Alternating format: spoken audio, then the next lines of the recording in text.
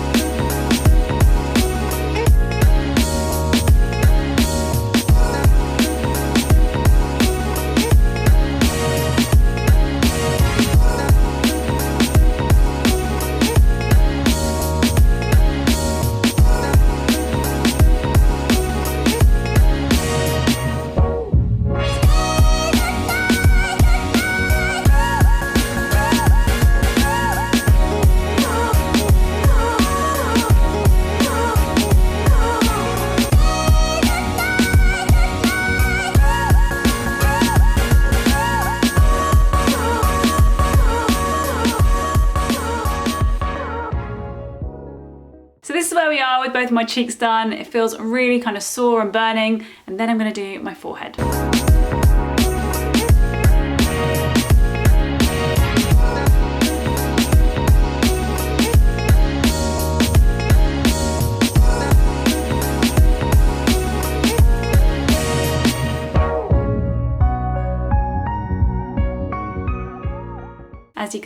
just done where my lines are because I can't face doing anymore. Honestly, the forehead hurts the most. I just had to take my hair down a little bit because honestly it was pulling on my forehead so much that it was really, really hurting. But yeah, okay, so here's what it looks like. I now need to go and rinse this off with lukewarm water, not hot, not cold, and then again pat dry with a very, very clean towel or muslin cloth. So once your skin is dry, you then go in with the Infadolan.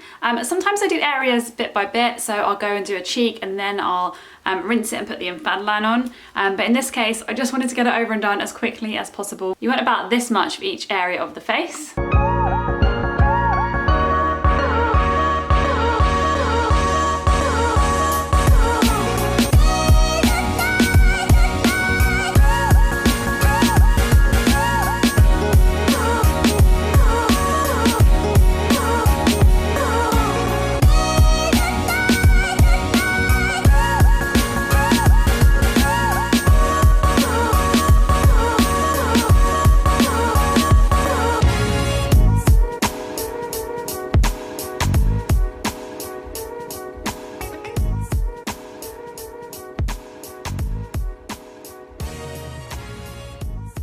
And so I'll leave this on till the end of the day really. It's now, what's the time? It's 3 o'clock exactly. So I guess by the time I go to bed at like 10 tonight, I'll rinse this off and then just apply my normal skincare routine. I will not be using tretinoin this evening. I actually alternate tretinoin every other night. So tonight will not be a night where I apply it because it will just be way too aggravating on my skin. So yeah, I'll just apply that as usual tomorrow. It's also really important that you don't go over the same area too many times. So you really want to concentrate obviously in the places that you have the most scarring. As I said, me, it's the cheeks for sure and the chin. So I normally concentrate all my efforts around there. But yeah, twice in a circular motion around the same spot is more than enough, particularly if you're using 12 needles. I was using 9, but I still only did that amount because I feel like it's the first time I've done this in a while and I don't want to completely irritate my skin. So I hope that gives you some idea about how I microneedle. I'm going to make sure that I do this consistently every single month because honestly, consistency is so key when it comes to microneedling. You're not going to do this once and see magic results. It is a case of doing this all the time, month on month, no more than a month if you're using needle length 1.5mm above. You need to give your skin a chance to reheal. So yeah, once a month. I did this for over 12 months before I saw any significant change in my scarring, and that was back in 2015-16, and it completely changed what my skin looked like my texture improved dramatically. So I can't recommend this enough, guys, but honestly, if you're going to be doing this, please check all of the recommendations and instructions on the owndoc website, which is where I've always bought all of my microneedling products. There's also a serum on there that I usually use called a copper peptide serum. I don't have that at the moment, but I do really recommend it. I also recommend using vitamin C a week leading up to it. So just using the spray that they also have on owndoc, spraying my face, leaving that in the fridge, and letting that kind of build up into your skin over a week. Again, I've run out of that as well, but I don't think it is crucial. I think in this case, it really is the microneedling and the vitamin A, tretinoin, whatever you're using, retinol, that has made the significant difference for me. I did try and answer all of your questions in this video because I did put something out on Instagram today asking if you had any questions at all. I hope I've answered all of them. If I haven't, I have done a microneedling Q&A, like an entire video. So I would really, really recommend going over and checking that out because it has pretty much answers to all of your most common questions. I'll link the box on screen now. So click that box and I will see you over there. Thanks for watching, guys. Bye. Okay, so the first thing I'm going to address is whether I think the Dominator or whether I think manual needling is easier. So for me, I probably think actually manual